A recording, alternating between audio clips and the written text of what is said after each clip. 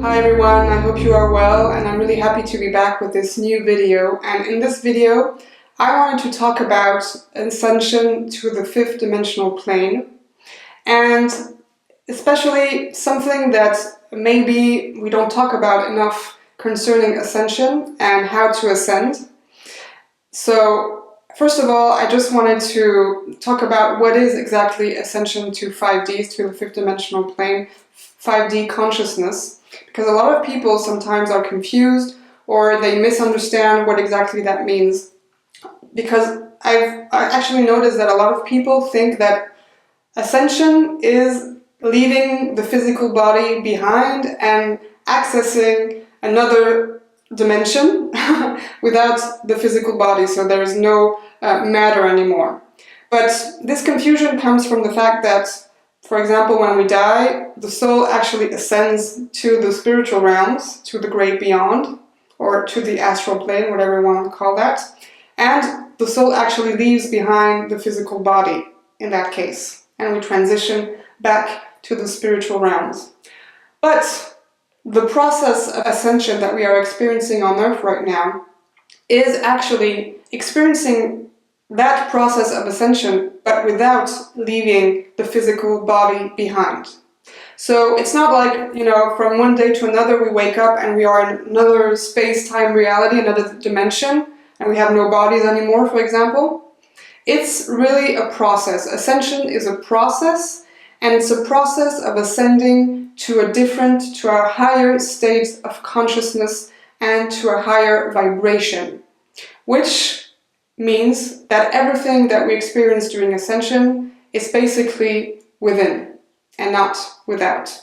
So we are ascending our consciousness to a higher plane of consciousness, which is 5D. So traditionally, of course, when we talk about 5D, we say that is the consciousness of the heart. It's the heart consciousness reality, and opposed to the ego consciousness that we experience in 3D, in the 3D reality. And the energy that we feel when we say heart consciousness, of course, are many things that are associated with the feminine energy, the yin energy, such as, of course, unconditional love, compassion, empathy, but also harmony, connecting with all that is and integrating all that is as the self, connecting back with Mother Earth, etc., etc. And we are talking about, this feminine energy. This is why we are talking a lot about the return of the divine feminine during these times of ascension, because these feminine qualities and energies have been really repressed for the past millennia.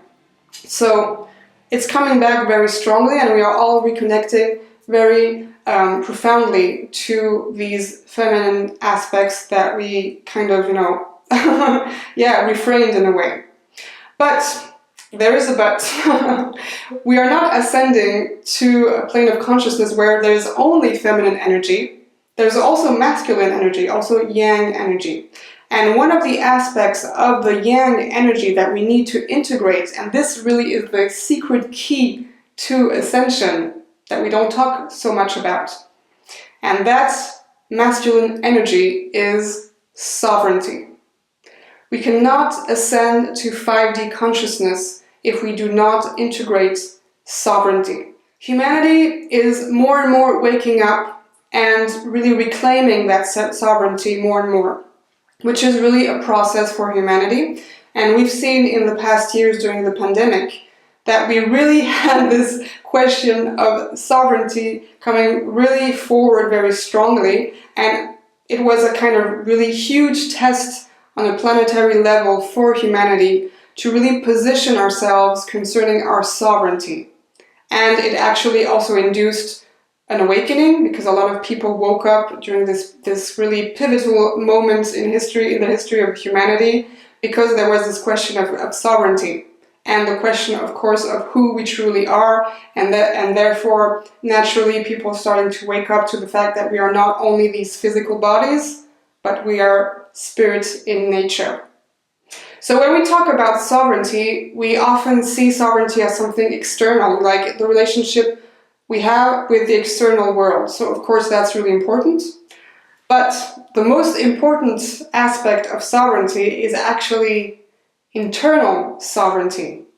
And so we may ask ourselves the following question: am I sovereign inside? And we can really ask that question in many different domains in our life, in many different areas. Am I sovereign on a mental level?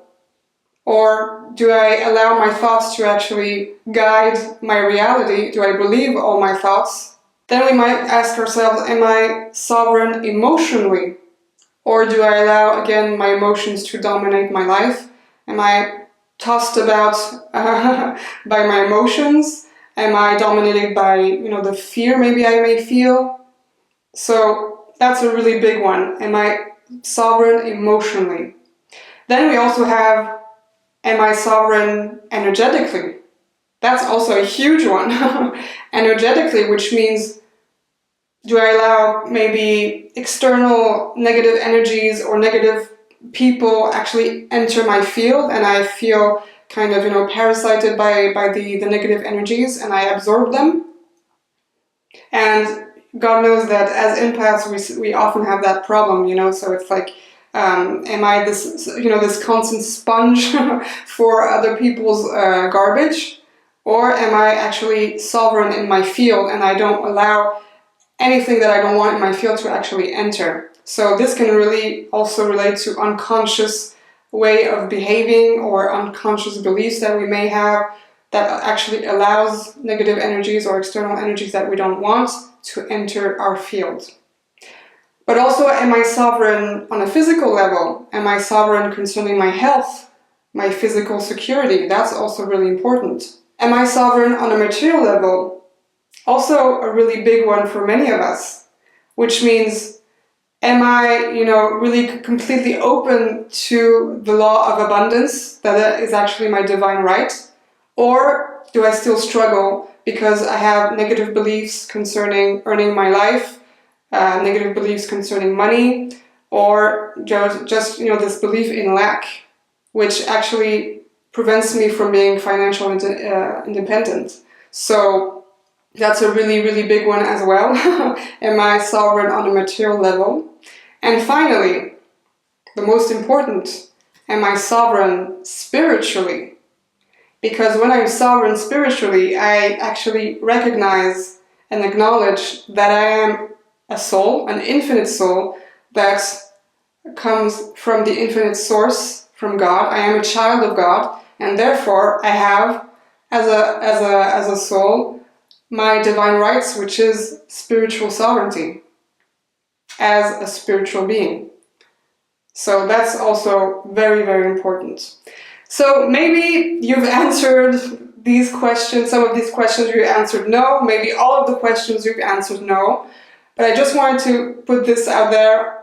It doesn't matter if you say no to all questions or some questions, it doesn't mean you're not going to ascend, okay? So let's put aside that fear, because integrating sovereignty is a process.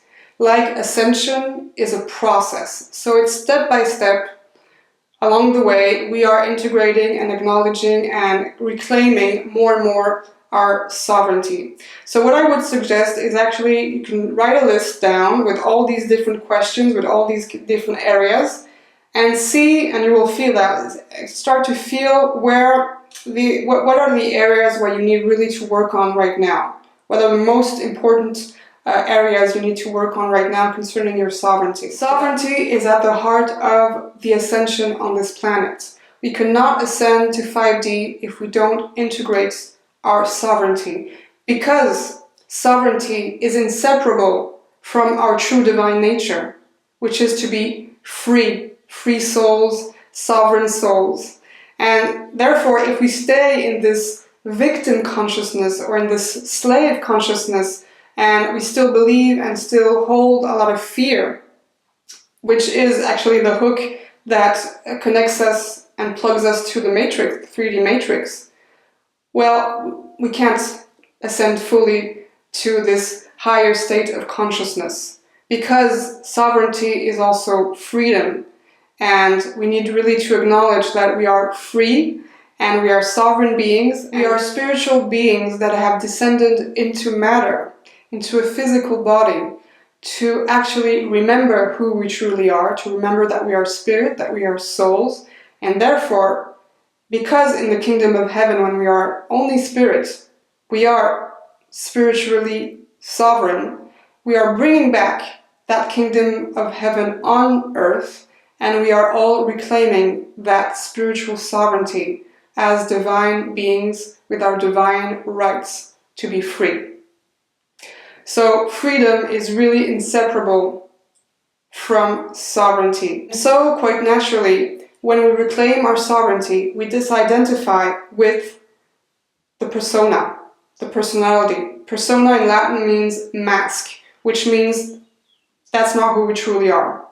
So the personality is formatted and programmed by the 3D matrix to be a certain way. Usually to be in victim consciousness, a slave, and to be in fear.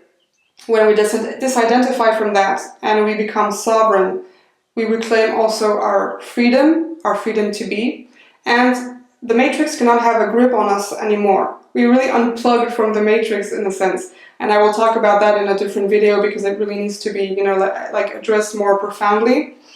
But the personality can only function in the matrix because it has been created and formatted and programmed by the matrix. So once we disidentify and separate from that, then we are truly spiritual sovereign beings. To rediscover our sovereignty is also to rediscover that we always had wings in our back. We always had angel wings, and they were always waiting for us to actually open them, spread them, so we can fly away and really feel that we are free. When we fly, wings are really a symbolic of freedom. When we fly, we truly feel that freedom to be who we are and the freedom to exist.